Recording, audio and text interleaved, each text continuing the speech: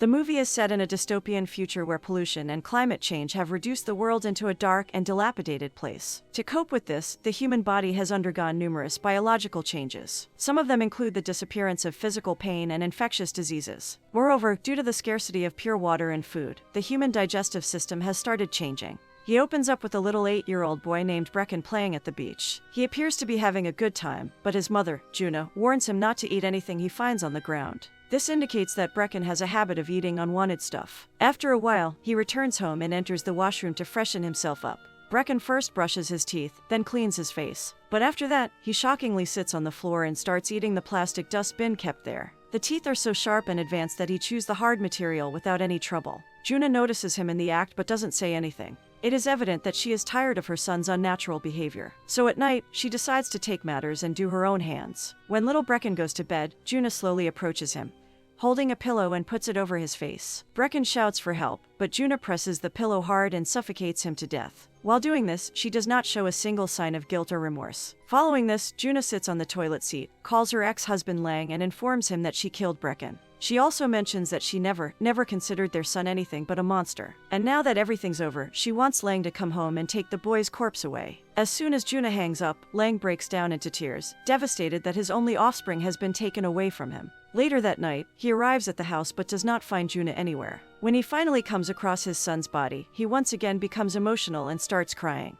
The scene then shifts to another place where a person named Saul is sleeping in a cocoon-like chamber, supported by several contraptions. We learn that he is suffering from a rare evolutionary disease which leaves him in extreme agony. The major symptoms of the condition are respiratory and intestinal difficulties. To cope with this, Saul sleeps in the cocoon-like bed which helps him minimize the pain. When he wants to eat, he sits on a special chair that twitches and spins to help him digest food. However, it is a very uncomfortable process and Saul no longer feels like eating these days. One morning, while he is in deep sleep, his girlfriend Caprice enters the room and wakes him up. Saul complains that his machine bed is not working properly as he is facing trouble sleeping all night.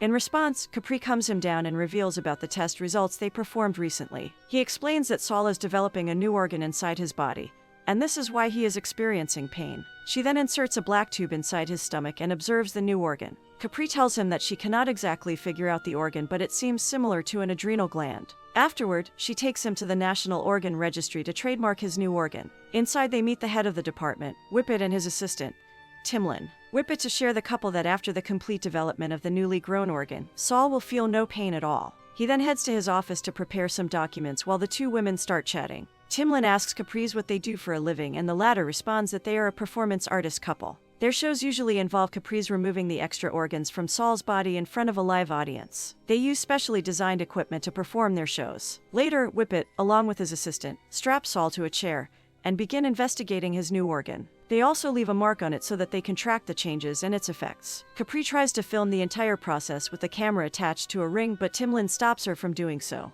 After the procedure is completed, Saul and Caprice leave, but not before inviting Timlin and Whippet to their new upcoming art performance. In the following scene, two technicians arrive at Saul's place to help him readjust his bed and chair. They are from the same company that manufactured these machines. During their shift, the technicians snoop around the house and come across an advanced autopsy unit. One of the technicians realizes that the unit is an old one which was discontinued by the company a long time ago. When she asks Caprice about it, the latter reveals that it's the same machine which helps her perform her shows with Saul. The scene then fast-forwards to the day of their art performance. We see Saul sleeping inside the autopsy unit, while Caprice dressed in a dark red dress, equipped with some buttons under her chest. The buttons actually control the arms of the autopsy machine. While performing surgery on Saul, they are surrounded by a huge crowd including Whippet and Timlin. After a while, the show begins and Caprice with the help of the machine cuts through Saul and exposes his newly grown organ. The procedure is a gruesome one, but Saul doesn't feel any pain. In fact, he is enjoying every second of it. As the show comes to an end, the crowd erupts in tears and expresses their satisfaction at the wonderful sight. Among them is Lang, who is seen eating a dark chocolate bar. After the successful performance, Timlin approaches Saul and applauds his talent. She even goes on to say that she felt aroused watching him. In response, Saul says that he is happy he can make her feel that way. As the two continue chatting, Capri notices them and becomes jealous. However, she acts professional and chooses not to intervene. Meanwhile, a random guy eats the chocolate bar left by a Lang and instantly chokes to death. The next day, Timlin and Whippet are questioned by Detective Cope about the case of Saul. He says that he works for the government and is investigating the individuals who are trying to modify their organs. However, instead of revealing confidential information, Timlin defends Saul, saying he is doing all this just for his performances. Elsewhere, Saul attends a crazy show where a performance artist has grown ears all around his body. Some of them have come out of his hands, legs, and even private parts. You might even say he enjoys the sound of his own farts. After a while, as Saul prepares to leave, Lang arrives there and confronts him with a strange request. He wants Saul and his wife to conduct a show where they will perform an autopsy on Brecken's body. Lang asserts that there is a surprise for them inside the boy's stomach. Hearing this, Saul becomes intrigued and says that he will think about it before walking away. Later, Saul reaches home and chats with his girlfriend regarding the idea suggested by Lang. He agrees right away, but mentions that they need to modify their autopsy unit to perform the act. After this, she lies inside the machine and checks the parts that need to be modified. At night, Saul sneaks out of the house and meets Detective Cope. It is then revealed that he is working for the detective to find out the individuals who are performing bodily modifications illegally. Saul reveals that he has been asked to visit a cosmetic surgeon, and Cope gives him permission to follow the lead. The following day, the two technicians from earlier arrive at Saul's residence and start modifying the autopsy unit as instructed by Cope. In the meantime, Saul visits the cosmetic surgeon, who suggests that he install a zipper in his stomach. With the help of this, he can display his newly grown organ to the audience anytime he desires. Saul agrees with any hesitation and goes under the knife. After the surgery, he returns home and shows his newly installed zipper to Cope. Surprisingly, she is so impressed by the zipper that she kneels down and starts licking it, pleasuring Paul. In the next scene, Saul visits the prison and meets Juna to ask about her son. Brecken, the psychotic woman who still doesn't regret her actions, says that her son was not a normal human but a monster. He used to eat plastic and other harmful materials with ease. Juna also reveals that he was deliberately created by his father, Lang, who belongs to a revolutionary group.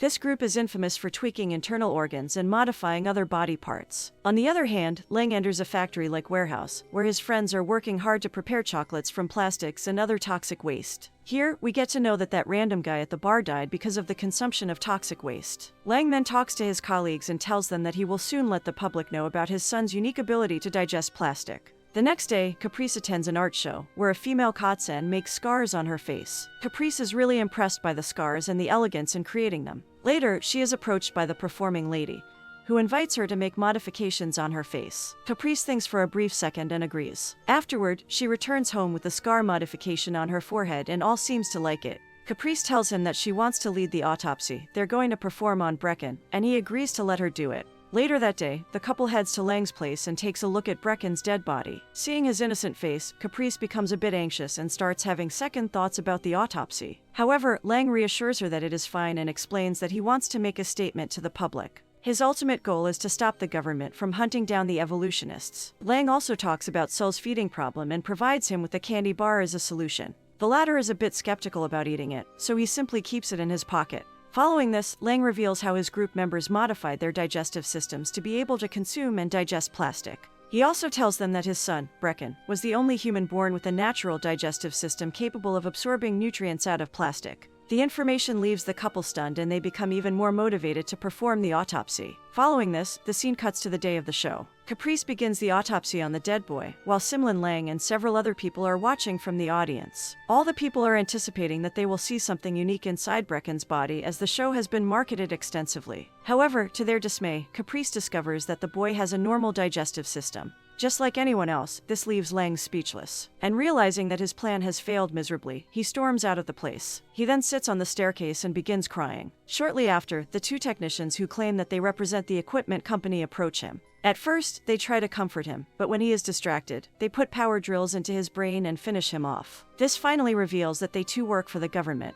After the show, Saul meets Detective Copen and inquires if anyone tampered with Brecken's body. The detective confidently reveals that he changed the boy's internal organs, as he didn't want the public to know about the evolution of humans. The one who assisted him in this mission was none other than Timlin, as Saul listens in disbelief. Cop further reveals that Lang has been taken care of by his associates. Now they won't have to worry about any revolution. Hearing this, Saul becomes upset, as he had started sympathizing with Lang. The poor man only wanted to raise a voice about his kind so that the public would treat them like normal humans. Hence, Saul refuses to continue working for Copen and walks away from there. The next day, he struggles to feed himself, despite sitting on his special chair. The pain inside his body has only become worse, and he is unable to move his limbs properly. When nothing works, Saul decides to try one of the candy bars that Lang provided him before. Surprisingly, as soon as he swallows the first bite, the pain in his body goes away. Saul then looks into Caprice's eyes, passes a smile, and sheds a tear. This means that Saul's body has also evolved, and he is now capable of digesting toxic waste. The movie ends with Saul sitting still on the chair, which has stopped moving.